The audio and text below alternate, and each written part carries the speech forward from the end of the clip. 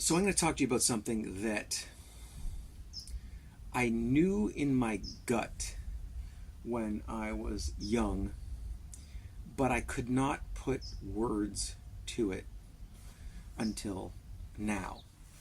Hey there, please like, share, and subscribe to my channel because there's a lot more good stuff coming.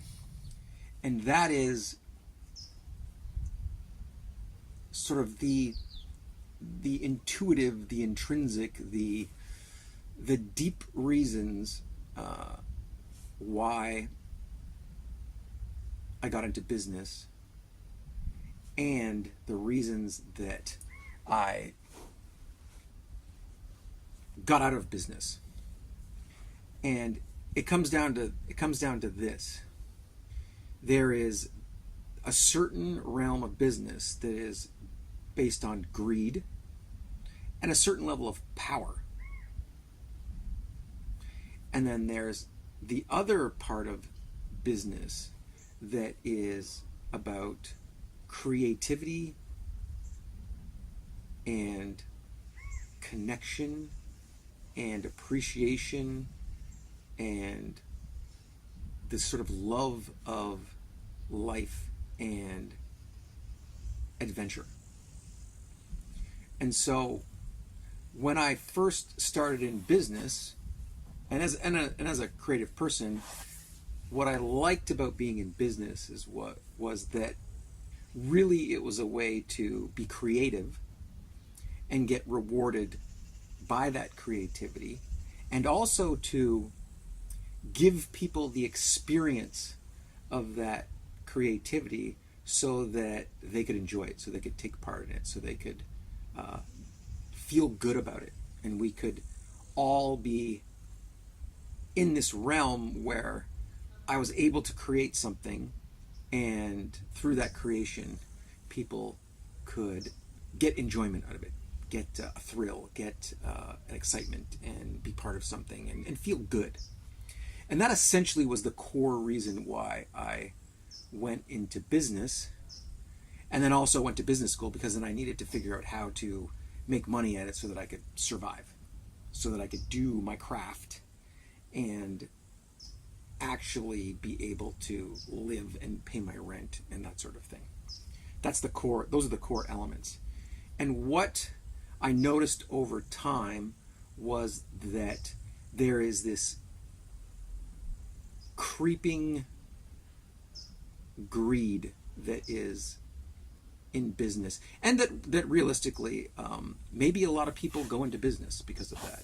They want to make money, they want to make tons of money. But I think that there's in the initial phase, the startup phase, there's this excitement, there's this creativity that can get manifested, and that's the real thrill of creating something. Whether that's creating art, because I think that musicians or artists or people that are into crafts will feel that there's this creativity is basically like, well, to be really honest, creativity gets you closer to God or creation, because you're making something, whether it's an object or whether that's music or whatever, you're taking the raw materials of the universe and creating this thing, and that it almost has its own life. And literally, that's what the universe is made of. That's what God, or whatever you want to call it, does with the raw materials of this. So by creating something, you're actually getting closer to the creator, the universe, and being some part of some kind of connection with that. So that's the core motivation for a creative pursuit. And whether that turns into a business or not, regardless, that's the core motivation. And the thrill that people get from it, and that you get from it, that I get from it, is something that is deeply fulfilling and meaningful, and it feels great. And so that's why I got into business, was as a form of an expression of my creative side, and a way to make money and survive at it.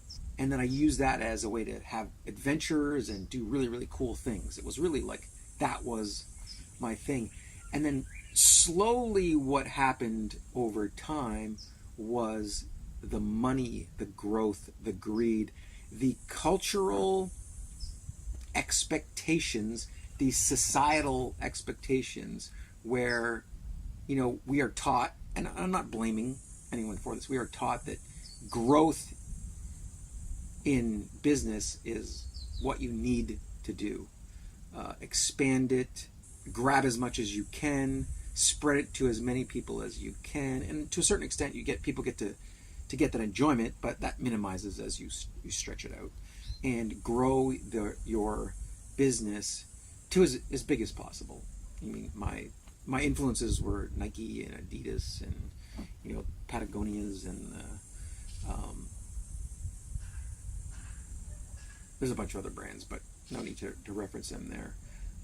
And that was my naive understanding of those brands, and it looked super cool, and I wanted to be kind of in that sportswear-y kind of realm and have that ability to make really cool stuff. But the more that you lean into that growth and that greed, the more it becomes a numbers game.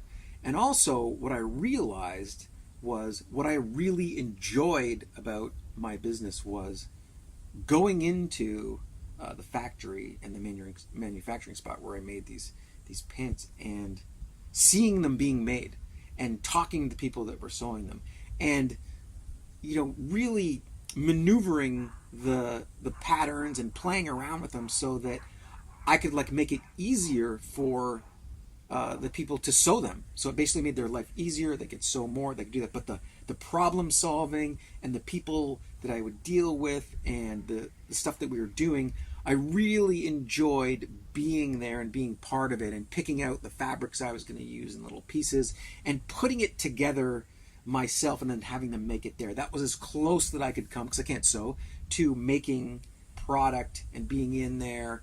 And it really, really, it was a real good feeling to be part of the crafting of these products that I would make. And then I would take them out and start out with the universities and colleges and sell them to people who were like me. And the expression on their faces and the interactions and all of the things that were part of that were also really, really engaging and fulfilling. And some of the things that I would say to people when I first started, like the fact that I was like, if you don't think this is the best thing that you've ever had, the best pants, the most comfortable pants that you've ever had in your life for $20, then bring them back and I will 100% give you your money back, no questions asked, because I want you to wear these and love them or bring them back. Do not put these in a drawer and just think, oh yeah, that's whatever, I'm going to go on and do something else. If you're putting them in a drawer, bring them back, because you're taking away from someone else's enjoyment of these pants. And really that was it. I wanted to give absolute value. I wanted to make people feel good about them, and I wanted them to wear them and appreciate them, or not at all. Just different interactions with people, and that whole, there was a selling process, and the whole giving people value really, really made me feel good. And I love that. And then we spread it to going to concerts and traveling across the country and meeting all these people directly. It was great. And then going back to the factory and talking to people. All of those interactions and those connections and that problem solving and that face-to-face, that people part of it, the whole business was all about that. And that felt amazing. And what I realized is that, and this was only later, the more I got away from that and the more that I was in an office and then I had stores that were selling my stuff and I had my own stores and I hired people, and the more that I was disconnected from the people and the interactions and seeing people's faces when they bought the product and talking to them about it, and really those human interactions that come along with the business process. The more I was divorced from that and became like a CEO and was running a business and it grew and it got bigger, the more miserable I became.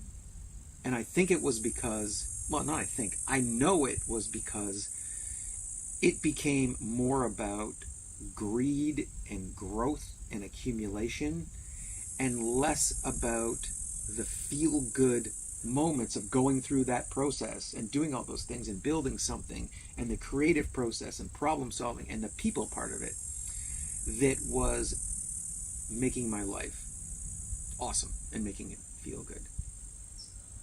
And so that's what I realized later on was eventually what drove me to basically drop, sabotage, whatever you want to call it, the brand. And honestly, it was at the top of my mind that I was like, I do not want to tarnish this brand by making product in China, because I realized when we tried, there was an attempt to do it, a very, very reluctant attempt to do it, and the creation process of like getting samples back and sending them, and then a month later, it was so divorced from satisfying the creative craft part of building the product that I hated it. Not to mention the fact that I didn't get to speak to the people who were making it, and that they were in a different country, and I didn't even know who they were, and it was a communist regime. Like, it's divorced from human interaction, and that really, really didn't fulfill the creative need that I had. And when I couldn't see customers and talk to them and have them be like, this is great, or I don't like this, or this sucks, or having those conversations, that also, the further away I got from the interactions and the connections and the human experience, the more miserable the experience of business became. And also, the more that it became about growth and greed and accumulating more money and more profit and, in my opinion, more emptiness, but more cash, because it was trying to replace those human connections with the money part, and that people were telling me this is what will replace that, and you'll get all these rewards and stuff like that, and it wasn't doing it. It was not filling that gap at all. And I was like, there is something really, really wrong in this equation, and it's ultimately, I was just being selfish, because I'm like, this isn't working. This isn't giving this, because the money is like, who gives a fuck? Like, and actually, it became more of a drain to maintain assets and to consistently try and buy more happiness. And each purchase was less fulfilling in itself. And in my social life, I became more surrounded with people who were also trying to fill those gaps and trying to pretend, I'm going to say pretend, that this was a good, fulfilling way to live. And I was like, something in my gut was like, no, this is not what I value as a really good way to live.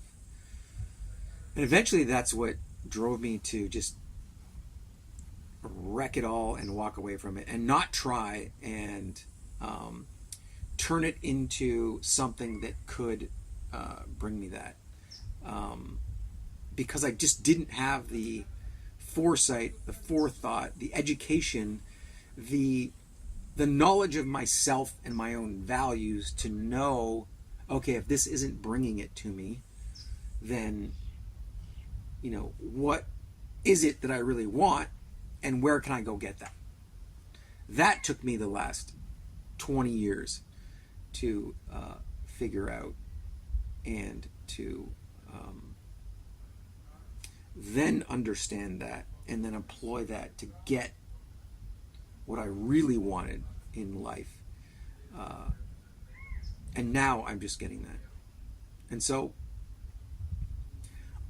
I hope that somehow helps you understand what you're going through in your life, and what